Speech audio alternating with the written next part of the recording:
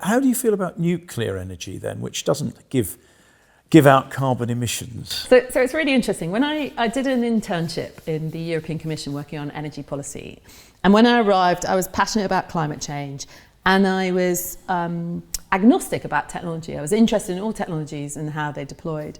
And it wasn't until I left there, having worked on security supply, looked at a lot of the data that was coming out of Europe on nuclear, that I actually, basically, from my point of view, from a pure economics point of view, nuclear doesn't really stack up.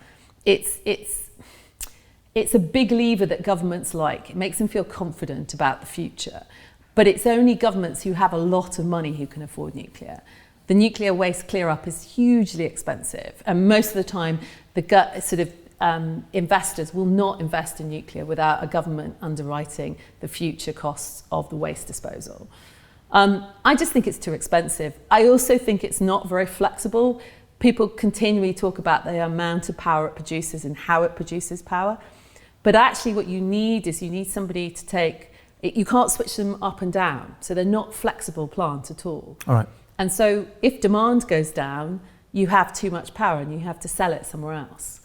Right. And if demand goes up, you can't turn it up as well. And we've got the spectre here of, not far from where we are, of Hinkley Point being built by Chinese government construction and EDF running it from France. It seems it's an international business. And I see EDF have recently been describing themselves in advertisements as being the greenest, producing the most green energy of any company. Yes, there is a debate about that at the moment. And I think there's going to be some redefinitions of what green means.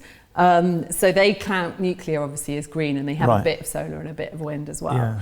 But I think, the statement that you just made there about the Chinese government and the French government, those are the only people who can really afford to build those kinds of power stations, are governments, because the overall liabilities on nuclear are so huge. Yeah. And the flexibilities and also the timescales in terms of building them.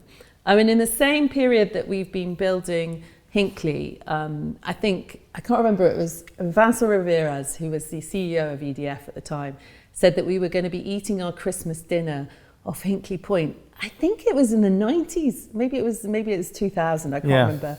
But obviously we're still now here in 2020 and it's not complete. The reactor they're building has never actually, am I right in thinking it's never actually worked elsewhere? No, it was meant to be a blueprint, it was meant to be in Flamanville it was, and the actual reactor cracked. So the idea was that they would have something that they could reproduce in lots of different places. So and they just haven't managed to deliver that yet. So it could, in theory, be a white elephant?